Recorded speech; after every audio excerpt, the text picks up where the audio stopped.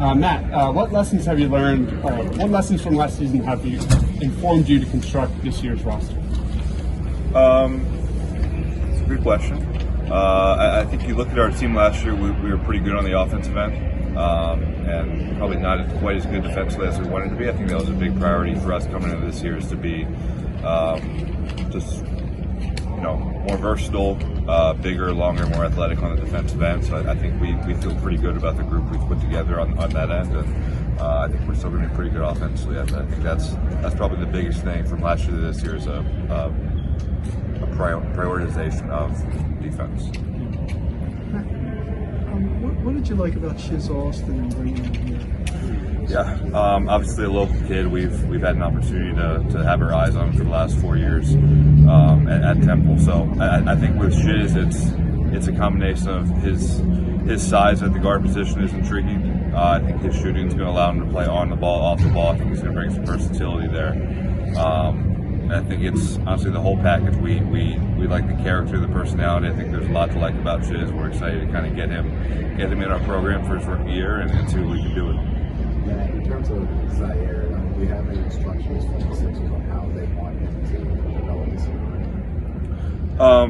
Yeah, I think it's a number of things that we're going to look to work on with Z.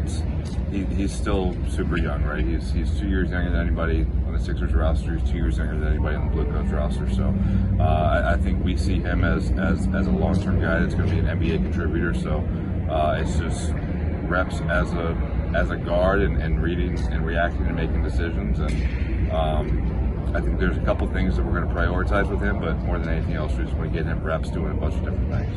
Matt, comparing this roster to the Sixers roster, you guys have a lot of perimeter wing defenders. You can space the floor, you can play good defense, but you may lack a true facilitator. Sure. How do you think the point guard position is going to play out because of the loss of Shake Milton? You need a true point guard to step up. How do you think that position plays out?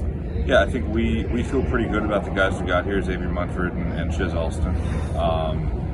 I think both of those guys, Munford in particular, has got a track record of being a pretty good player at this level with a number of years in the G League experience with USA basketball, NBA, high level overseas. Like he's got a pretty good track record as a pro. We're excited to get him in that position and see what he can do. And Shiz, I touched on it already. I think as a rookie, we're pleased to have him kind of in that role as well.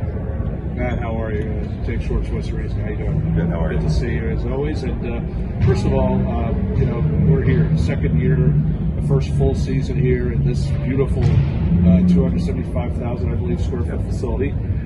You were recognized today by the mayor of Wilmington. What does this mean to this organization? I know we had this conversation at one of the open tryouts about you've been pretty much a part of this right from the beginning. How far along would you say this program has come, or just the team in general? For sure. I think the G League itself and our program specifically, I think has come a long way. From when I first started, it's just from a resource investment perspective, it's something we've prioritized, and I think we're pretty happy with kind of where we've landed. But this building specifically has been a long time coming, something we've been talking about for years. So to finally be here, day one, training camp, media day, and have a place that's our home, we couldn't be more thrilled. Tell us about, I overheard a couple of names, Shiz Alston, and then of course you got your two-way players from Norvell and Ariel. What are we expecting in terms of,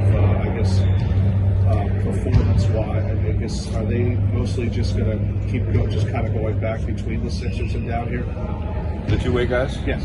Yeah. Norvell obviously isn't here today because he's out on the road trip with the Sixers. So I think that's the idea for both those guys. It's the nature of the two-way contracts. They'll split time between the two teams. And that'll be driven by a number of things, necessity at the Sixers level and opportunity at the Blue Coats level, depending on what our schedule looks like. But those guys will be bouncing back and forth for sure. We're excited to get to work with both of them down here. How excited are you this Saturday night against the Red Cross?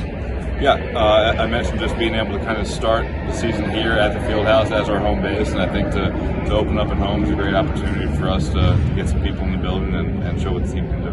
Okay, thank you very much, sir. Matt, David Fenster, the fifth quarter. I understand that you guys had an open tryout. And going back to the first question about reconstructing the roster, I'm unaware as the status of my tryout with the team, and I was wondering if I made the team or not, because I didn't see a jersey for me, but I'm here at Media Day, and I was just wondering your thoughts on that. So for right now, don't have a roster spot for you, but we'll see how things change over the season. We'll keep you in mind. Okay.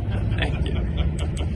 You look around the NBA and you see Kendrick Nunn. Yeah. He played last year with the Santa Cruz Warriors. Yeah. What does that mean for the G League as a whole, just moving forward as a league? Yeah, I think the success stories grow and grow each year, right? Whether it's Hassan Whiteside, Jonathan Simmons, whoever. Like they're the G League, I think, has proven at this point that it can be a launching pad for long and meaningful NBA careers.